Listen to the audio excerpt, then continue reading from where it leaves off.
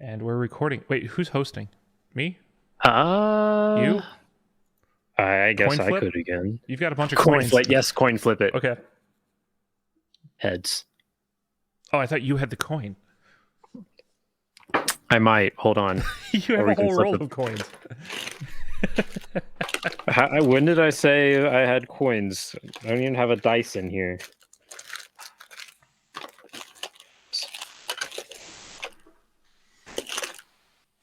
All right, I got something. Okay, that works. I was going to say we can flip a piece of a pick guard. I'm flipping a stack of Post-it notes. I just have a clear back. Ready? This is the intro. I'm not cutting this. I'll call the back. Back it is. Okay.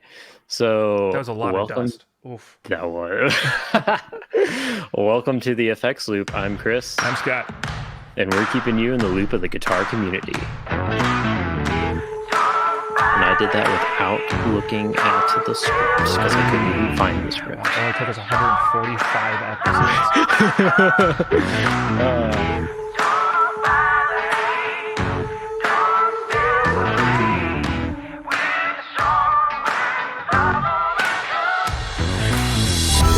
This episode is brought to you by Westminster Effects. Name and claim your tone. They are the proud makers of the Geneva Amp Sim, which Cody's been really pushing lately on social media. I think I saw him even post it from his personal account about saying how analog is just better, and I could probably agree with that, even though I've never tried one, but I really, really want to. Considering like it. Not to compare it directly, but we've seen a few other manufacturers start re-releasing analog amp sims again. Mm-hmm. Particularly last week, we saw Sans Amp be reissued after a hiatus. So, there could be something there. Yeah, I think I even seen people start asking, what's a good analog amp sim on, I don't remember if it was PNW, if it was regular Gear Talk, but somebody was asking about it, and it's just amazing, like, what's out there now compared to even 5 years ago, 6, 7, oh yeah, or even 10. Well, just go back 10. Like, all you really had was like the Sans Amp and we all had Hot Rod Deluxes. Yeah, back in the day when we all just had whatever 15-watt amp was available. 15. I had a 40-watt amp that I never turned past. You know how like the Hot Rod Deluxe had the off, too loud. Like there was that spot between 0 and like 1.5. That, yes. Okay. Yeah, I remember my worship leader at my home church. This was when I was still like first learning guitar. It might have been a DeVille. And he always had it in the sanctuary, and it was like a 1,700 seater. Whoa. I think, yeah. So even at like 2, by myself, just in there, because I asked him, it's like, hey, can I play this? He's like, yeah, sure. Like even like just mildly past 2, like the rafters were rattling from that thing. I was like, oh my goodness. So yeah, like 16-year-old me was like, oh my gosh, this is awesome. Well, the funny thing is basically, because that's a lot of people's first tube amp, they never realize like tube amps don't have a linear volume, and like that. And everyone's like, "Oh, tube amps are louder and stuff like it." No. What it is basically you're controlling the input to the preamp. You're not actually controlling the way the amp works. Like you don't have a master volume there, right? It's not that kind of a thing.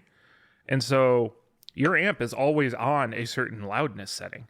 And so as you turn that knob from like 2 to 10, it's just distortion. It's not, or overdrive, right? Like it's not really a loudness control. And so like everyone's always like, well, at 2 it should be like this and it should be like crazy when it should get louder. It's just like, no, Hot Rod Deluxe is this loud. And it's like always this loud. I've never thought of it that way. See? I mean, there'll be some dude who like, well, actually you can control your...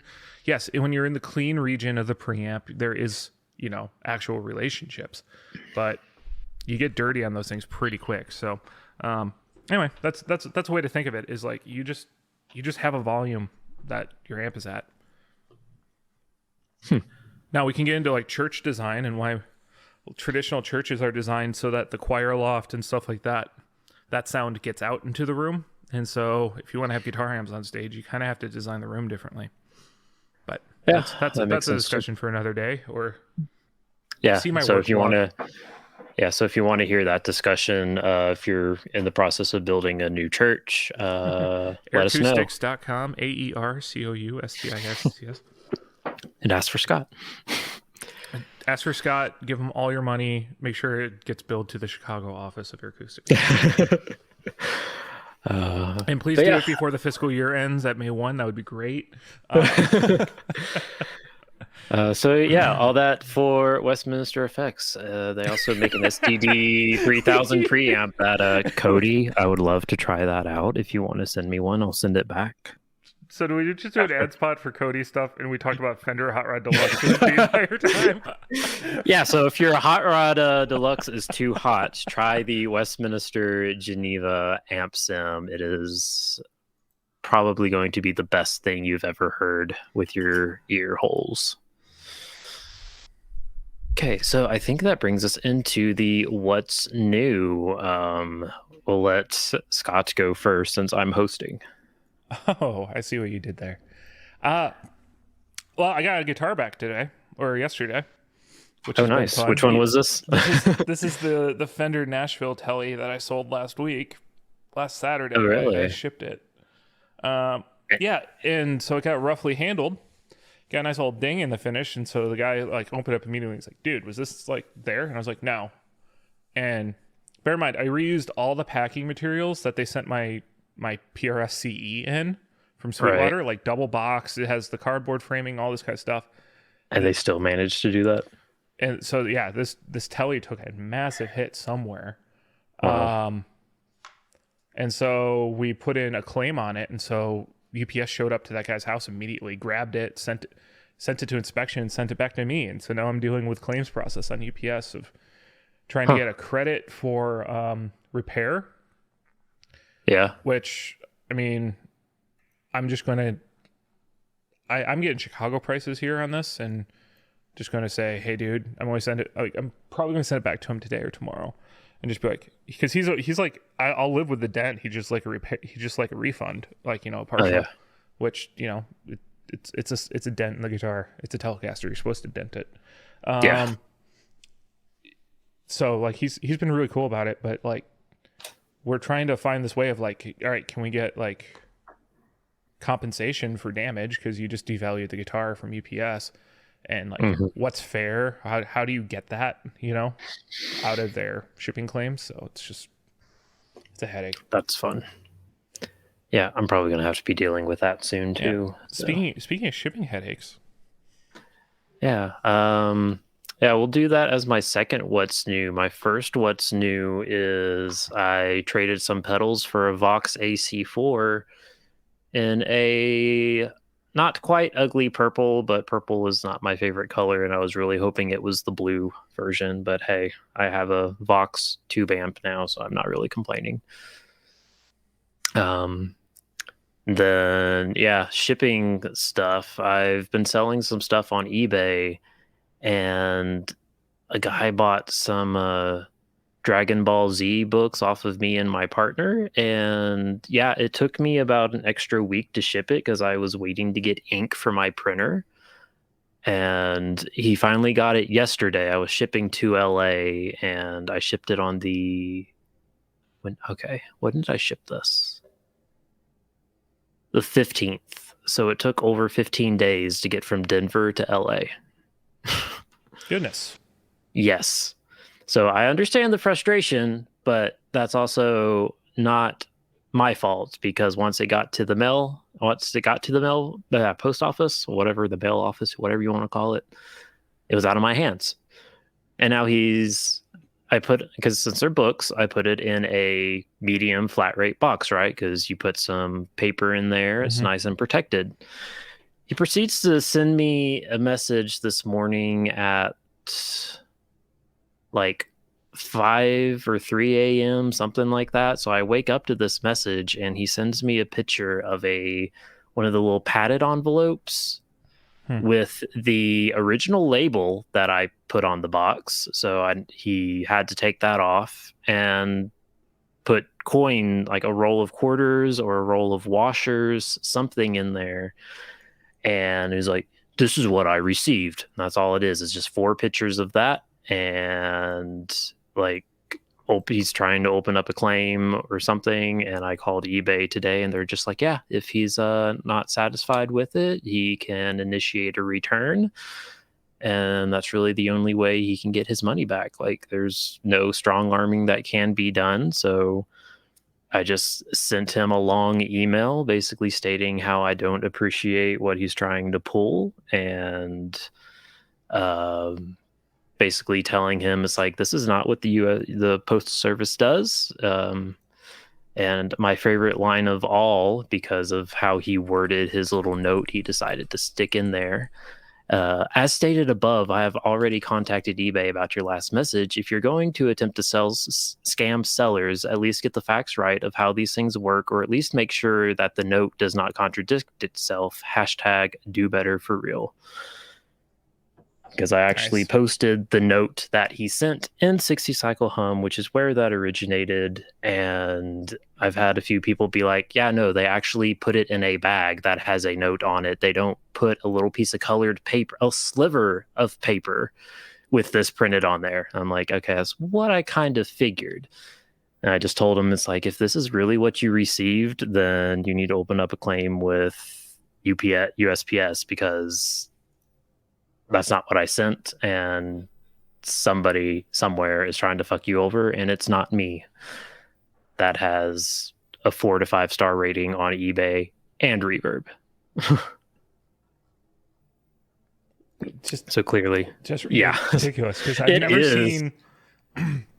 I've never seen this version of it. But I mean, the other fun question is like, okay, so does this guy have a track record? This is a weird scam for me, because it's very weird. He has 29 feedback ratings that he's given, and they're all 5. I think this is what he's received, right? Information. Are they all recent? Like, was this like 1, 2? Ooh, that's a good question. One of his reviews goes back to the only written review that he's done is January 30th, 2017. And feedback given.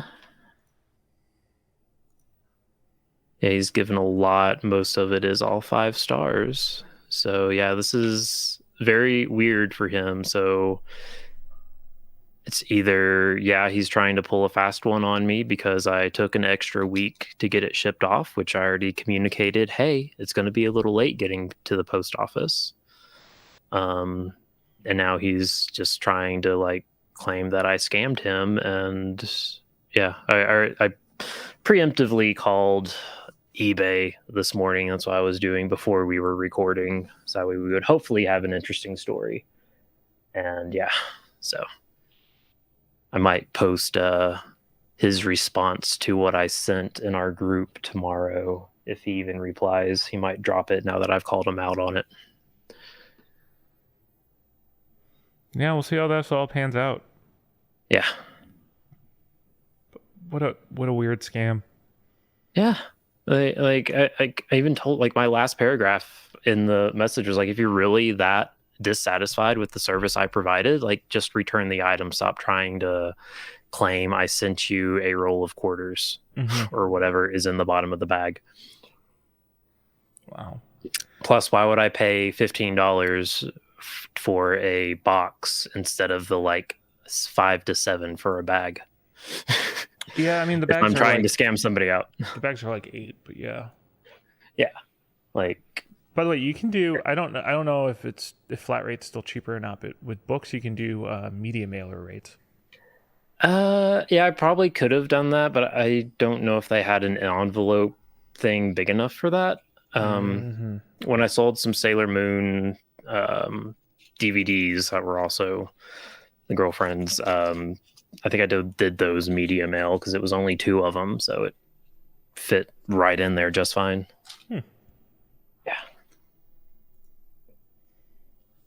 Well, I have a reply. This should be interesting. Ooh, live on the air. Live on air. How do I get back to my messages? You know what? Fuck it. We'll open it up on the phone. There are no books that was sent. I do not scam. Oh, now his English has gone down. Okay.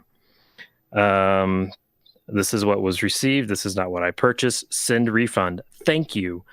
You, as a seller, need to contact USPS and find out what happened. That is your, in all caps, responsibility. Stop wasting people's time. Is that me that needs to contact USPS? Seems weird. I mean, that is very. This is one of those fun ones of. Did he actually initiate a claim with eBay? He did when it was taking me a little while to get it to the thing, but it was just like, item hadn't been received yet. And so I just updated the shipping again and took it to the mail, took it to the post office like that. No, it was the day after I already dropped it off. So like tracking had already gotten updated in the eBay system, and he initiated a claim for item not received yet. And I'm like, it's already in the mail. So I don't know what you want me to do about this. So I think I'm just going to let eBay handle it at this point, because I can try calling UPS and opening up a claim on it, but I'm sure they're probably going to tell me it's the receiver that needs to do it. Yeah, I think this is one of those situations where he's trying to trick you into flaking and giving a refund right away. Oh, yeah. Which also, by the way, like the answer is I will refund you when I receive the product back. Oh, yeah. Yeah, and that was one of the things I told them, too. It's like when I spoke to eBay today, they said you can initiate, like open up a return claim, refund claim, just return whatever thing and send it back, and it gives me a couple of days to review the item sent back, and then we go from there. So I just told them, it's like, hey, you can, if you really want a refund, do it this way. So I'm probably going to be a bit of a smart ass and go find the return page on eBay and be like, hey, if you want a refund, do it this way. I'm not sending the money back just willy-nilly. Mm-hmm. Yeah, I think a lot of people don't understand how that component of, no, this thing works. They think, well, because I mean, like, Amazon's really unique in that of if you're like a Prime member and you're a pretty regular buyer of Amazon, they'll refund you like the minute they have it in their possession. Like the minute you ship it, you get paid for it. The same way, like if you're a preferred seller on Reverb, you get paid as soon as you print a shipping label sometimes. Yeah, that's happened to me recently because I've been shipping a lot of more stuff through Reverb, and I think the other day I sold an overdrive, and as soon as I print off the label, I was like checking my email an hour later, and it was like, your earnings have been paid out. I'm like, wow, usually it's next day. Yeah, they're pretty quick about that. I mean, which is nice. I mean, I'm never in a spot where I have to sell something to pay something else off that quickly, but yeah, I mean, being consistent with that stuff earns you credit. I mean, and that's essentially what it is. It's them giving you money on credit. And trust. So yeah, and actually that week that I mailed this thing to this guy, I think I had like 2 other orders on eBay. I just let everybody know. It's like, hey, I can't print out the labels, and I already purchased them through eBay. So USPS, please let us print at your stores, because that would be nice. So labels? Yeah, like if you already have bought it, I'm not going to go spend another $15 at the post office to ship something. It's like, okay, it's literally basically a technical issue. I will get it out as soon as I can. The other 2 people were like, okay, thanks for the update. And then this guy's just, I want my money back. And cancel the order. Yeah. It's like, then cancel the order, send it back as soon as you get it, and I'll be glad to give you your money back. Yeah. So. I mean, I've had that with people before, like on Reverb particularly, of like the day it shipped. Oh, something came up. I can't do this anymore. And what's funny is it's always the cheap pedals is where this happens. Oh, yeah. It's never the you sold the $300 pedal. It's the $70 pedal where a dude said, Right. "Oh, I need $70," which it does make some sense too. Of just like just your credit stability versus what you're willing to spend on things. They're related. I'm not saying people buy cheap pedals are poor or insolvent, but you just see that kind of stuff there more, or at least I have personally. But I haven't been trying to sell Strymon Big Skies, so maybe it happens at that level too, where people like buy one and then have instant regret because they're 16 and shouldn't be buying a $400 pedal with their $725 an hour job. I could see that. I don't know. But yeah, so that is shipping adventures with Chris and Scott. Yeah, I will say the Reverb shipping protection. I recently made my first claim on that, and that was actually really nice. They just handled it. I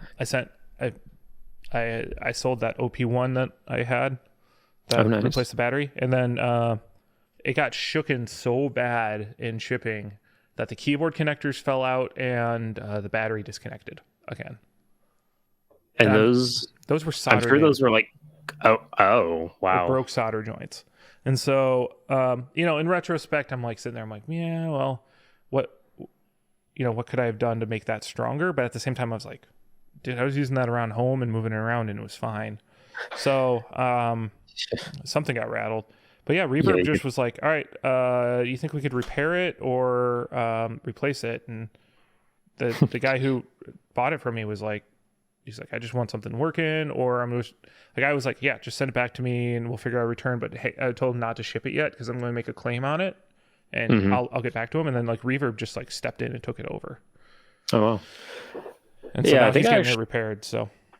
Oh nice. Yeah, I've only used their shipping stuff recently because I've historically just never had a printer until I moved in here. So I would always have to do it via UPS, where I could actually take a QR code and just have them scan it and they'd print the label for me. And yeah, Reverb's been like really nice. Like it's like a very, very small fee for that. And I think it's even much cheaper than getting like, what all does USPS offer? The signature, the insurance over $100, all that like adds up, but I think it's a pretty flat fee on Reverb, right? Yeah, so Reverb's actually discounted off of what the retail rate is, and so once you add the insurance in on most pedals, it's about break even, which is worth it. I mean, the other trick you can do is you can print shipping labels through PayPal in their multi-order shipping thing. It's only USPS, but you can print labels there and pay out of your PayPal. And you can get cheaper rates than it like at the post office. Interesting. So yeah, if you sell 10 or more items a year on eBay or Reverb or whatever, go get a printer. It will save you that money. Yeah. Like it amazes me how millennials don't own printers. I think a lot of us just are all like, oh, I can just print at work, and now we're all at home. And I'm weird because I work at home, so therefore I have a printer. But I don't know. I've just always had one, and I basically only do that. I used to print music for like church, but I use an iPad, and then I like stopped going to church. So I don't know. Yeah. Yeah, I miss going to church. Yeah, it used to be a thing. I know a church you can go to in Denver. That's pretty awesome. I think I connected you with them, didn't I? Yeah, the buddy that you have here. Yeah. Yeah, I might have to do that because I really want to like start playing again until the church I'm actually employed at opens back up fully and lets me come back to work. Wait, you work at a church? Yeah, like I literally signed all the like the W4s and all that other stuff like the week before COVID shut everything down, and I'd already done 3-4 weeks of like basically interviewing and them just seeing how my sound mixing skills and stuff were. And then like literally the week after we got hired and did all that, it was like, yeah, they're closing down in-person services. So we've just been keeping in touch, and they're like, yeah, well, I think last time I spoke to him was probably back in September. He was like, until we actually open up more fully, it's like we can't pay somebody to come do sound for 50% or 25% capacity when we're not getting like as much tithes and stuff. So That's fair. yeah, it was just like, okay, yeah, just keep me in the loop best you can. And I've been really tempted to like reach out and be like, hey, I kind of miss playing, and I think you guys still do full band, so could I audition for that in the meantime? Nice. Yeah. So I think we hit our topic. Yeah, we did. Want to dive into some news? Sure. Sort of the tail end of the NAMM week. We're starting to see some of the boutique stuff. We're starting to see some of the other stuff. So I think the first one on our list is the Free the Tone launches the Motion Loop, which is a pitch shifting looper pedal. Have you had a chance to check this out yet? I have not. Like, I saw the pictures and I kind of read up on it, but I haven't seen like all the craziness this thing can do. Yeah. So I mean, let's start off with the obvious here. It's a 2-button single size enclosure looper that costs $350. So That's crazy. It's expensive, and I think who you're competing with immediately comes to mind on that, right? The Chase Bliss. Yeah, it's the Bloom, right? The blooper, that one. But at the same time, it's a bit different. So you actually have a digital screen on the front of it, and instead of just being just your standard, record and loop, this has a lot of different modes. It has re-trigger modes where it'll just like loop the last phrase you've played using like envelope detection. It's got octaves down, up and down. It has a delay, high and low pass filters, reverse, random slicing and rearranging, speed variation. There's a soft clipper inside of it for messing with, the playback, having a little bit more, warmth or kind of dirt to it. And it has expression pedals in. So this is a trip. This feels like it's more now trying to compete with the big box EHX. I can't remember what that is, or maybe even the Boss, was it the RE20-200? Those, like the bigger ones? I don't even know if those can do these things. I don't know if anything can do these things. So, I mean, this is looking like... I don't think this is your average person's, like, looper, obviously. This is not something to play with, but... Whoa. My GameStop purchase went through. Nice. Yep, and... That'll age well in 5 years. Yeah, well, the fun part is they...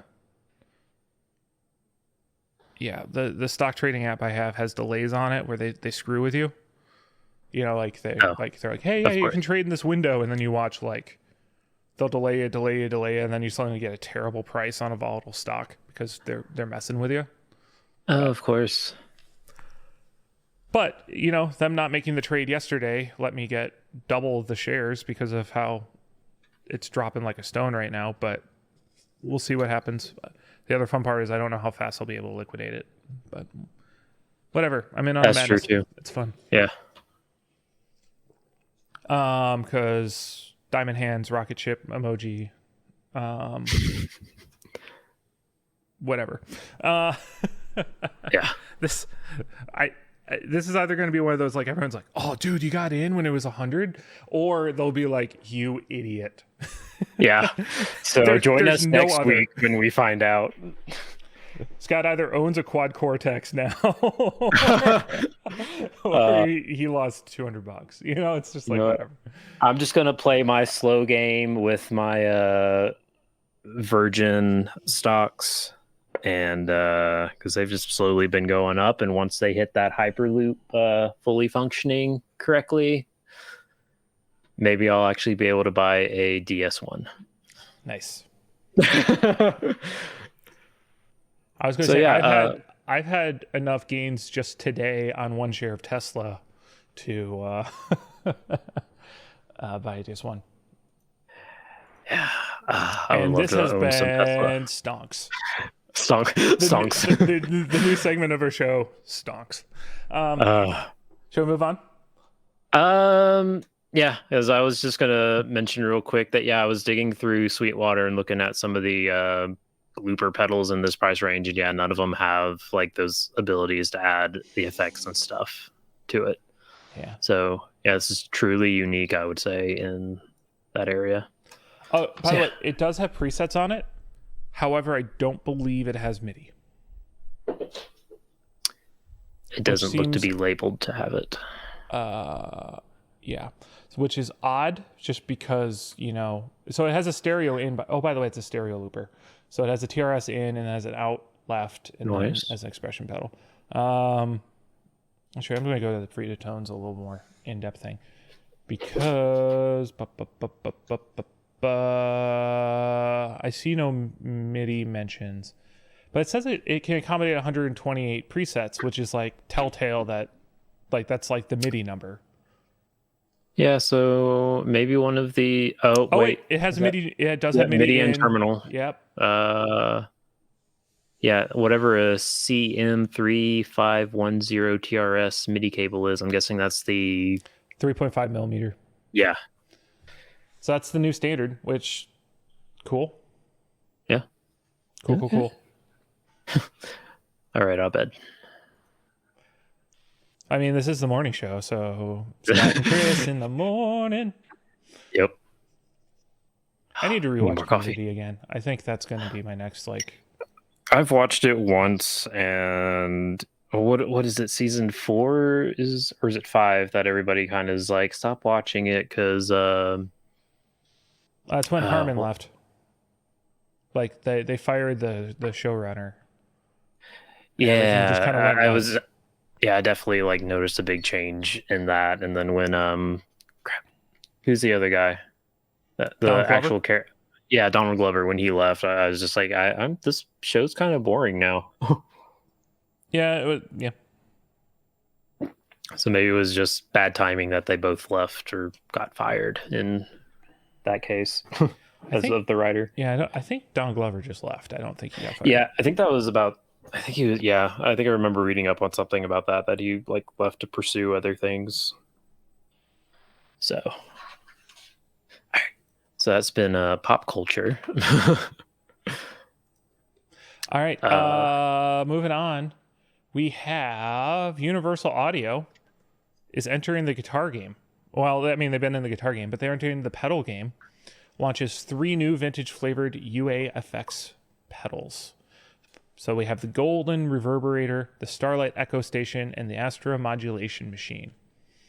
Each have 3 presets built in. They have a USB connection to load new presets in the future, or effects types in the future. Stereo in and out. Offers preset functionality, and each coming in at a whopping $400 each.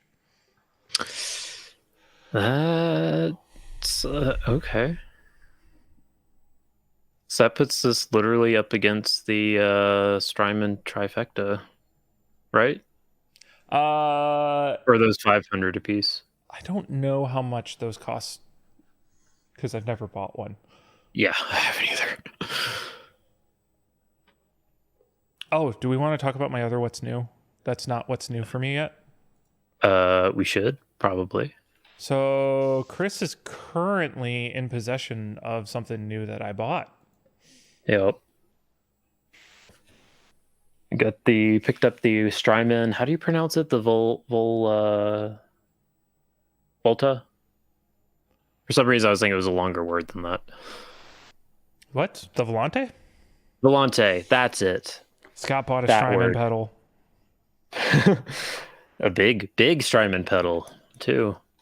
Though it's only big by size, it's not a big box. Volante go burr, burr, burr, burr.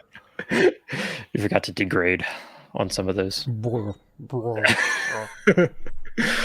Yeah, so I'm holding on to it for a couple more days. I'll probably get around to trying it today, and then I'll probably pack it up to send it off later this week. Yeah, right. So randomly, we've been talking about the Schecter deal that wasn't. Still not heard back from that guy. Yeah, it's not happening. So I sent Chris money to make that deal happen. It didn't. Not Chris's fault. I hold him accountable. So anyway, Chris is like Denver's Craigslist / like Facebook Marketplace is like way better than Chicago. So you're always like, hey, is this a good deal? Hey, is this a good deal? And I'm always like, yeah. So he's showed this like pedal lot, and I was like, well, I'll offer the guy the 300 I gave you and see if it works out.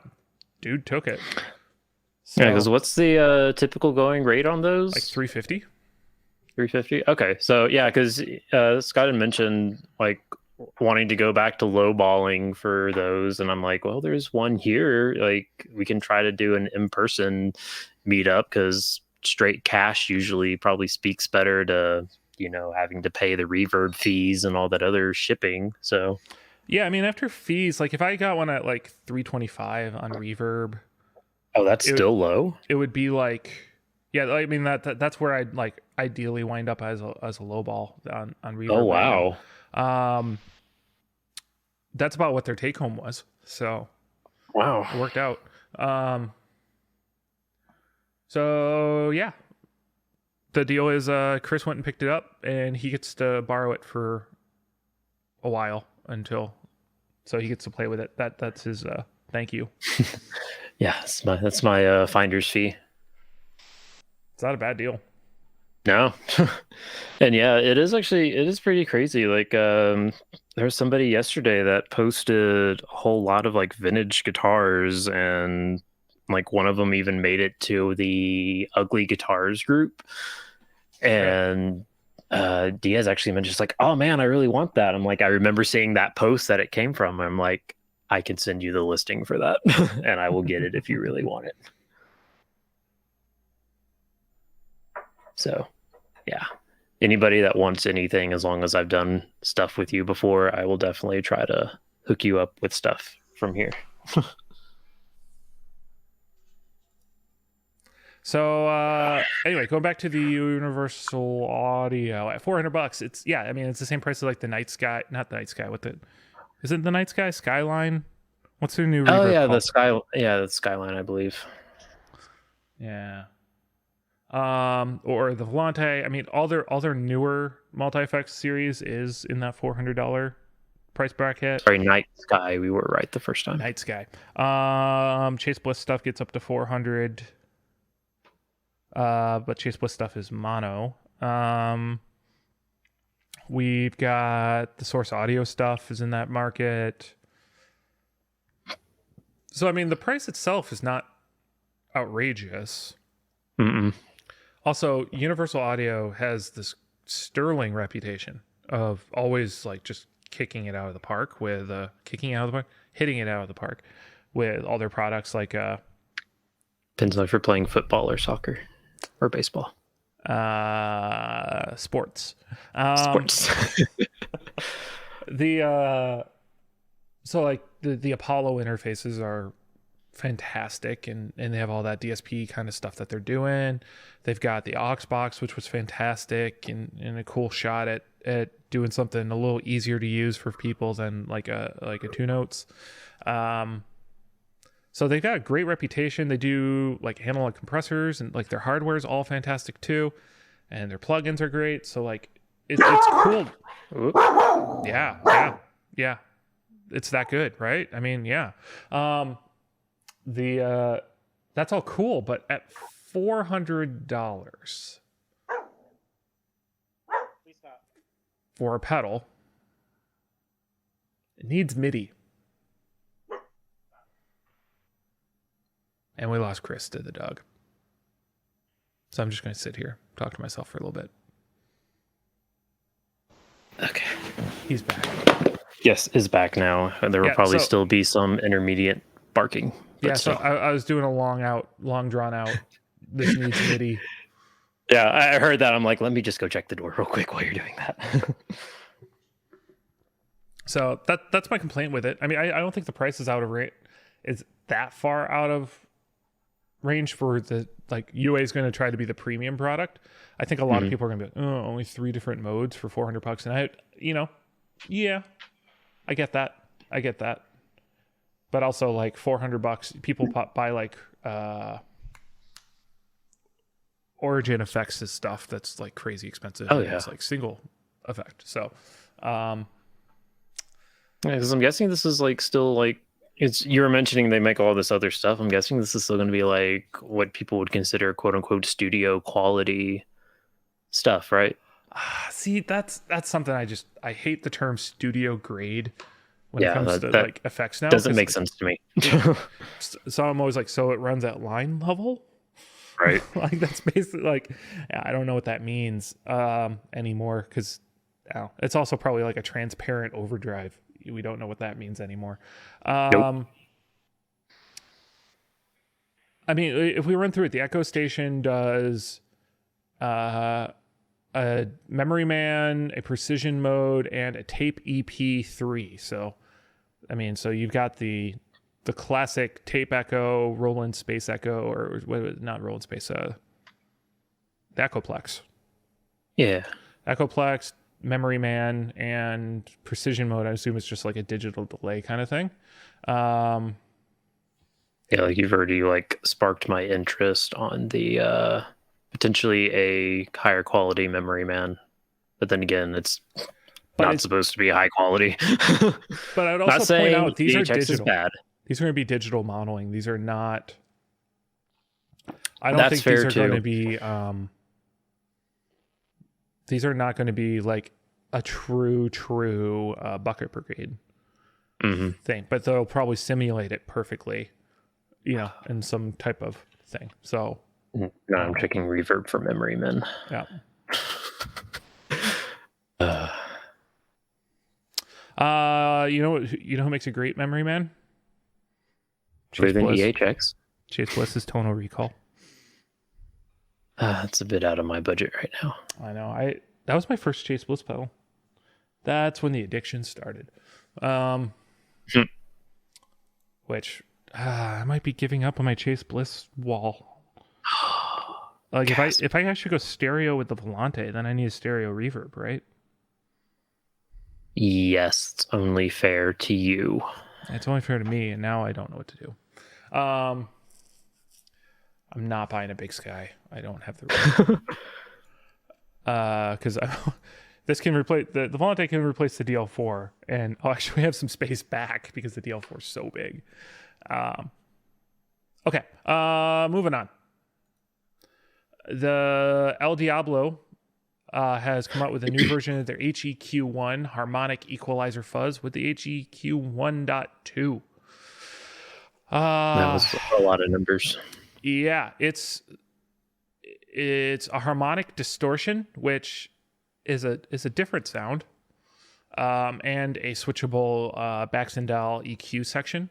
What really makes this one different is the old one had trim pots in it. This actually has fixed values.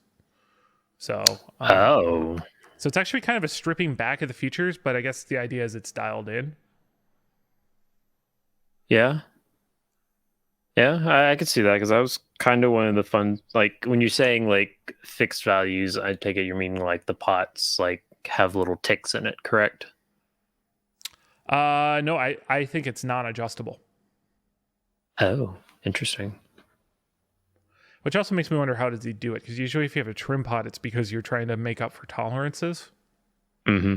And you're trying to get just that sweet spot. Because otherwise, a lot of people, like when they're breadboarding, use a ton of pots, and sometimes they'll just tweak it till they're like, oh yeah, that sounds good, and then grab a meter, go, oh, it's it's this many ohms, and just slap a resistor in there, right? So yeah, I don't know. And it's limited edition, apparently. Yeah, they're limited to 200, but there's a note on it that's like, if hoarding and flipping gets out of hand, we'll make more. Uh, So it's a limited edition that's not limited. huh? Who does that? Uh, El Diablo amps. So 215, not outrageous. Uh-uh. Oh, they also dim the LEDs because the original ones were blinding. Oh, thank you for that. Yeah, thank you. What was the pedal I put tape over? Oh, it was my original Julia. That thing was so bright. I was gonna say it's probably a Walrus or a JHS. Yeah. Oh, by the way, speaking of JHS, have you looked at how much a V1 kilt is going for these days? Ooh, I'm scared. They're in the mid 300s now. What were those new? 2-ish, and then they dropped. Remember they did a flash sale of them for $100. I think so.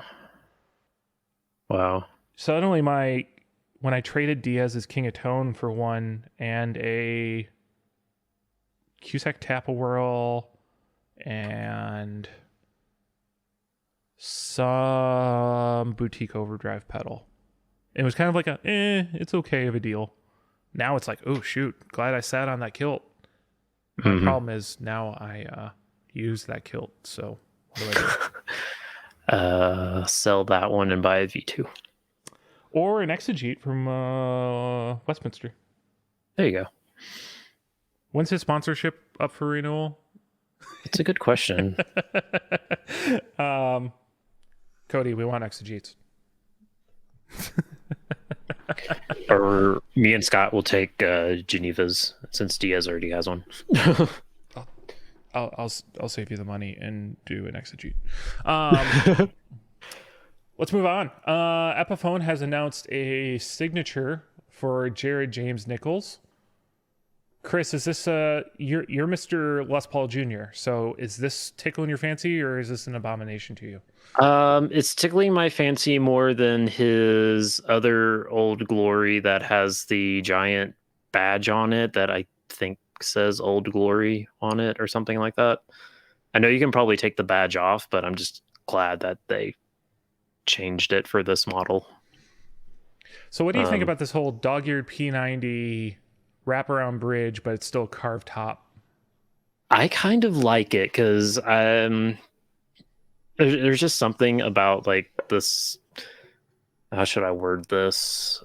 I guess maybe the traditional Les Paul shape, which to me speaks, including the carved top, but still putting it on like in a junior format. That seems really good because it's I don't know. To me, it speaks like it's a step up from like the student model stigma that it might have, like the specials and the juniors that are just the flat top, if that makes sense.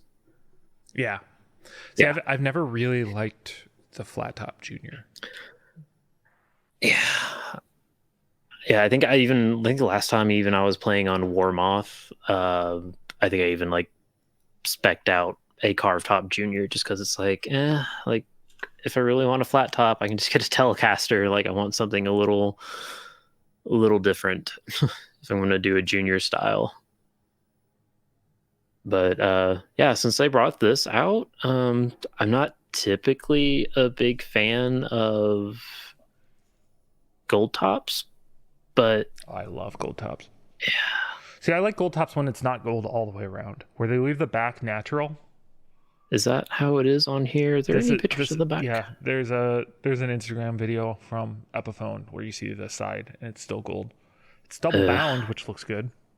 Yeah, so it's interesting. It's nice. I still kind of like the black one a little more, especially if I can take the little badge. What does this even say? Balls power, blues power?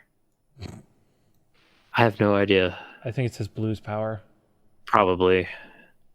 Then again, he's from Tennessee. It could say anything. Oh, cool. Next up on the list is another signature from, this time coming from Fender Japan. Miyavi? I'm guessing at that. I'm sorry. The Miyavi Telecaster. This Chris, looks react to fun. it.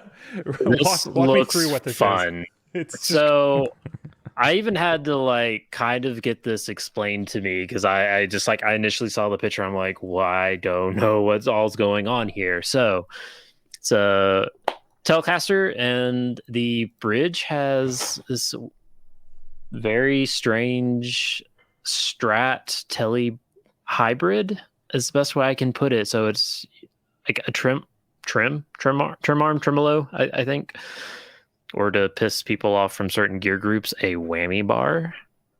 Yeah, so it looks like a traditional Tele bridge, but it's got that tremolo on it. Did it say if this is a little 59 or what's in the bridge? yeah, it's a little 59. Okay, I actually currently have one of those in my Tele. It's nice, so this is cool. It's a Nashville style, so it's got a middle pickup, and you said it had a sustainer pickup in the neck, if I'm correct. The sustainer driver from Duncan. Yeah. Okay. I didn't even know they made one. I always thought I had to buy a Ferdinand's. Ferdinand? Fernando. Fernandez. Get it from Esteban. But yeah, this thing looks really cool. I think the only concern I really had about it, and I mentioned it as I was going through, is like if this is like more than $1,000, I might lose some interest. And I think we pulled it up and it came out to $2,000 roughly, which is on par, I think, for most of their middle of the road signature models, maybe. Yeah, so I mean, like the Mexican made signatures are sitting around like 14 to 1600. And so being a Japan made one, hitting in the 2000s isn't that crazy. Also, I mean, Fender Japan stuff is quite good. Yeah. But yeah, I think we need to hit on one other feature in this thing that makes this thing absolutely nuts. Sure. It has a tremolo that still has Tele saddles. But so and it looks like a Tele bridge plate sort of, and suddenly this bar just comes out of it, and I guess it hinges. It's quite a look. I have to just ask the question is, why does this need to exist when we have Strats? I mean, I guess to keep the I don't know. Part of me really I'm going to get hate for this. I kind of like this design though. Well, I feel like Telecasters with I have way too many Telecasters and I'm trying to get more. I never realized that until like last week. But like the Tele bridge, I guess, I don't know, call it just the entire assembly. I feel like that looks much better on that body style than throwing in, how would you even do that? Like a wood mounted pickup, or just doing a pickup ring and then having a Strat style trim sitting there. Like that looks a little weird to me. Yeah, it does look weird. I mean, we saw 2 or 3 weeks ago, we were going through all the ones with the Floyd in it, and we were like, ooh, but this is unique. So it's the High V. Do I have that right? Trem system? Super V. Maverick Super V tremolo system. So I guess it's a readily available thing. It gives you that bridge plate that makes Telecaster sound Telecaster, but it's not a Telecaster pickup. No. And we've had the discussion in our Patreon group that I've become less of a humbucker guy, apparently. So that would probably get swapped out for me if I got this. Because that's literally what I own right now. Is a little 59 in a Telecaster. There you go. So now you can get that sound. Yeah. Also, just if you're bored, check this guy out, because he does this weird slapping tapping thing that's not quite like most like slapping and tapping players. Yeah, I was also going to say I have never in my life heard of this guy. Yeah, it's been around for a while. Ooh, that's why this guitar is so expensive, because this trim system is $400 by itself. Yeah, it's also only sold in Japan, so you're gonna have to buy it through a retailer out there. But have fun. Hey, cat, can you not eat my in-ears, please? Let's skip ahead just because we're going a little long here. Ernie Ball has unveiled the miniature volt power supply. So It's a power supply. Yeah. 1, 2, 3, 4. How many outputs? 4. It looks like they can be daisy chained together, like multiple ones. 1 amp in, so you're daisy chaining that across 1, 2, 3, 4. Yeah, so it's only 4, and it's $100 each. Because pedals only pull what they need, right? So, like, let's say you're doing 4 overdrives off of 1 out of 300 or 1,000 milliamps is an amp, correct? Doing the math in my head. Yes. Okay, that's how the metric system works. Yes, Chris. Yeah. Okay. So yeah, that's 400 you're already pulling, so that leaves you 600 if you daisy chain this thing for what, two delays or reverb and delays. I guess this works for people that have smaller boards, but the idea is you buy one for your first 4 pedals or 5 pedals or whatever. You daisy chain 1 or 2 of them for like your overdrives or your fuzzes, and then as you grow your board, you buy another one and you daisy chain the 2 together because there's a through power. Yeah, but I've been having to do a lot more math lately because I've been having issues with some of my power supplies, and I feel like you can just eat this up a little quickly. Where this thing burns itself out to me is that it accepts 1 amp in. So yeah, you only get so much out. Yeah, because like you got to think this maybe more size profile, maybe not necessarily price, because I don't know how much this is right offhand. Oh, $100. What's the Strymon Ohe roughly go for? Like twice that. And that's 500. Yeah, milliamp. So here's where I think this competes is with the things like the Donner and the Sonic Cake. Yeah, the $40 I would and $50 agree. Ones. And what's cool about, or moreover, what this is this is your first power supply when you're building your first like pedal train nano board. I could see that. And maybe you buy 2 at some point as you kind of grow your Boss pedal collection. But when you get to the point of I'm going to run this trifecta, you're not running one of these anymore. That's when you're jumping into, like, currently Chalks is my favorite pedal power thing that's out there right now because those things are really cool. Or you go to the True Tone, or you go to the Walrus Phoenix, or you go to the Voodoo Labs thing. This is your starter thing, and it's priced that way too. Because I remember when I was first starting out, I was like, "Well, screw it, I'll just buy the $30, daisy chain thing." Right? Yeah, the little one that's sitting at the checkout counter at Guitar Center. Yeah, and don't get me wrong, I still have one of those. I use it for various things, but I think I still have 2. Yeah, it lives in my work bag because it can power my little audio interface for my iPhone. So when I'm doing like work stuff with my iPhone, that's what I use it for. So yeah, that's neat. Check it out. I don't think a lot of our dedicated listeners are going to be that into this thing, just because it's entry level, and a lot of us already have a power supply that works for us. But cool. And then I guess the last thing in the world of dumb things news, right? Like that's where this category would go. Fender celebrates its 75th anniversary with a series of commemorative sterling silver picks. Cool. So it's a coin in a guitar pick shape. And it's not even Oh god, I wish they would have just done this on like an actual coin instead of reproducing a coin. Well, that would be illegal. That would be. That would be defacing currency.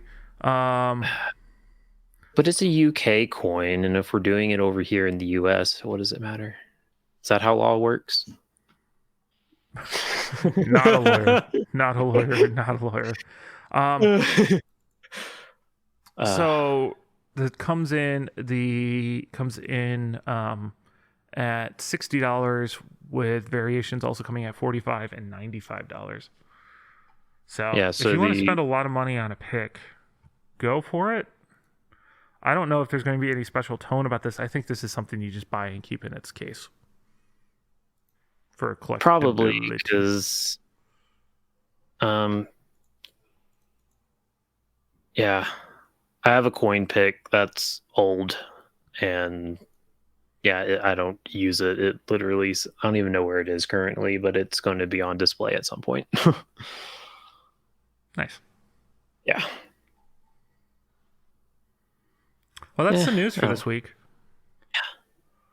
I also want to say, just while we've been talking here, I've made $50 in stock on that one stock trade. How much have I made today? But it also just like catastrophically dropped off again. So I think we might be looking at the market breaking again today. We'll see what happens. I can see that happening because yeah, it probably went down from people selling their stuff. Yeah, I'm up 12% since my initial buy-in. Nice. While everything else is just kind of limping along.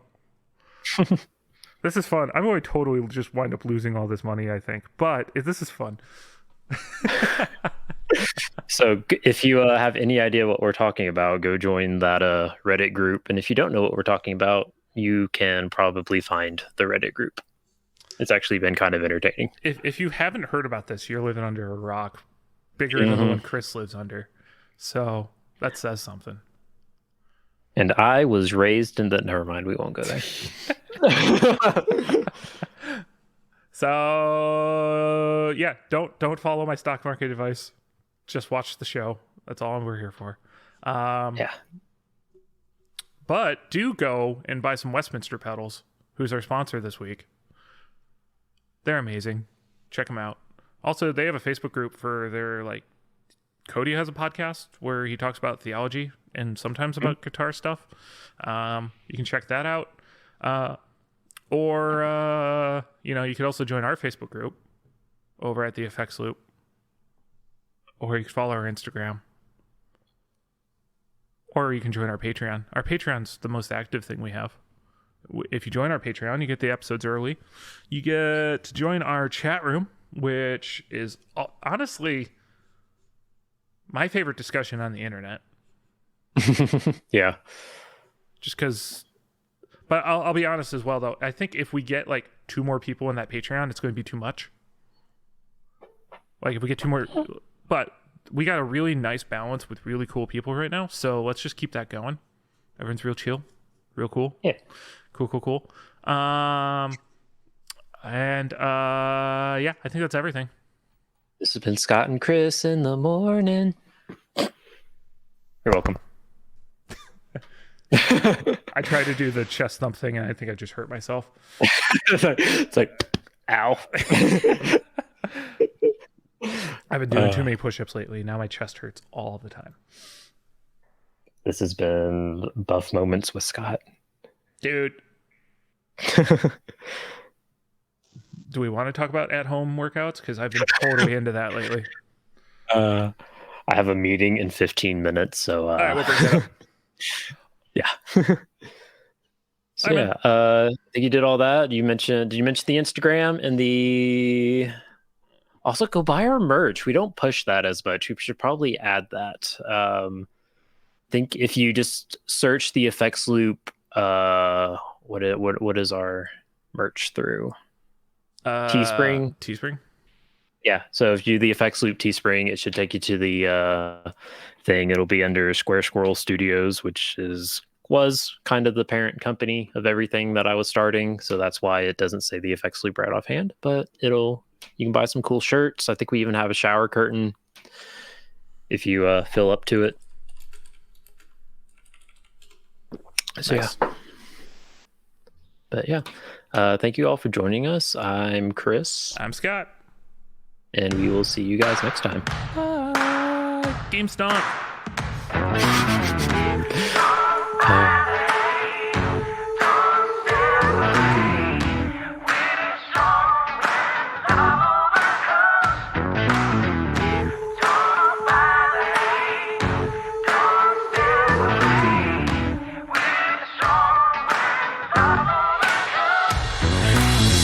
We are strong.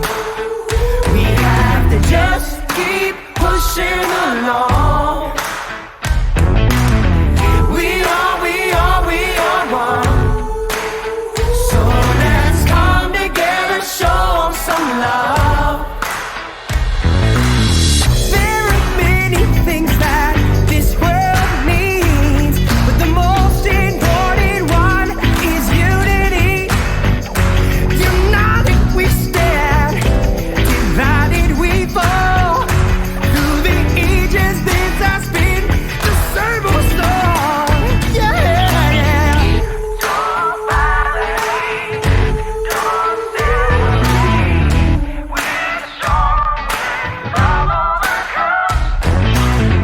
We are strong. We have to just keep pushing along. We are one. So let's come together, show some love. This song is not about race or politics, but the hate that resides in the hearts of men. Desperate times call in desperate measures.